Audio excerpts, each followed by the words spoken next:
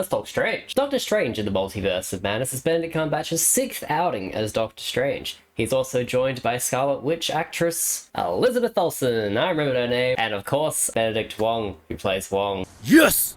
Haha! Whoa! The movie is about safeguarding America Chavez, who can physically portal between the multiverse. And obviously, the evil villain wants that power, so naturally Strange has to save the day. Sam Raimi also directs this movie, and let me just tell you, this movie greatly benefits from his style. There are some sequences in this movie, particularly at the start, that are just straight up out of Spider-Man 2's when he's facing Doc Ock on the train sequence in particular.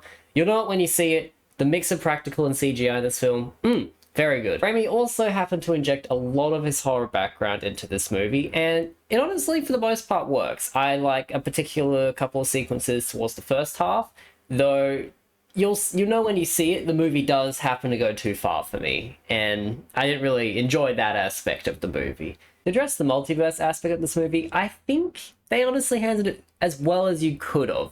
They show you this really cool sequence at the start, which I wanted it to be longer personally, though it's used just to show you, hey, pretty visuals, now let's actually get onto the use of storytelling this can give you, and they do a really good job with that aspect of the movie. Whenever they actually jump universe, it feels organic, it feels like the story needs you to go there in an interesting direction. Regarding the action set pieces of this movie, we've got a very good variety of them. We go from like a monster battle to a random music battle that's actually really engaging, a couple of sorcery battles throughout the movie. I happen to think that they needed a bit more variety in the actual spells that they use though, especially the villain, because they're essentially just going fireball, fireball, fireball, and it's like, okay, can we do something cooler? Like Infinity War, for example, Strange versus Thanos. Thanos does a spell. Strange counters it.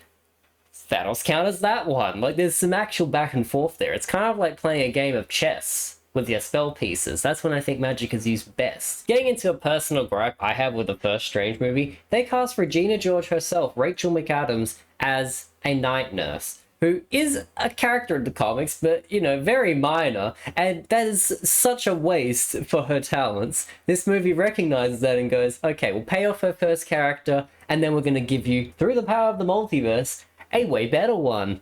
Meet better Regina George. Yeah, narratively, she honestly is a lot better. There's actually a character arc this time for her as well. I'm very pleasantly surprised with how they handled Rachel McAdams this movie. Now, I'm sure you're obviously wondering about everyone's favorite supporting character, Wong. Wong has been handled so good in this movie. You will be very happy with his role. He's just a very competent, supportive role, and that is honestly the best thing about him. Next to his karaoke ability. Admittedly, I'm a bit worried for my boy's safety though, because they made him Sorcerer Supreme in Spider-Man No Way Home. Smart move, though, I mean, Doctor Strange 3, we're gonna have to get Strange to be Sorcerer Supreme eventually. And we all know what happens to the previous Sorcerer Supreme in this franchise.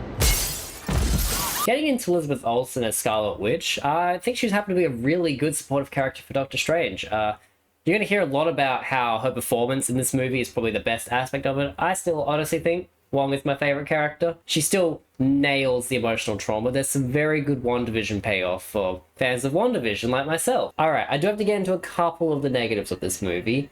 Namely the Illuminati of all things. I was really hyped for them in the trailer. And hey, they did a good job with the cast that they put in there. The cast really worked well together. I just wasn't a big fan of the sequence overall. I think it honestly dragged the movie down a little in terms of just the pace. They went a bit too far with the sequence. The movie apparently was 2 hours and 40 minutes at one stage, and its final cut is 2 hours and 6 minutes. So you'd think it goes by really quick, but the first and third act, really, really well done in terms of just the flow of the movie. You're really on board. Second act for me, I think it just went a little slow. I just wish it was just a little tighter. Just cut off an extra 10 minutes and I would have been like, much better. The use of the third eye in this movie, I happen to think I did a better job than what they did with the movie. It just looks weird. I don't like it. And they're going to keep using it. Get rid of it, please. I beg of you. Ironically, one of the things I didn't like with this movie happens all the way out of the movie in one of the post-credit sequences. Not a big fan of the first one. It was cringe. It was acted weird, shot weird. It just felt like obvious sequel bait. You're not gonna like it, I'm gonna say. Or will you? I don't know. So getting into my final thoughts of this movie, I happen to think it's got a lot of good humor, action, and heart. It's a good follow-up to the first Doctor Strange, though it has a bit of wasted potential in it. This movie gets an 8 out of 10 from me. And that's the verdict.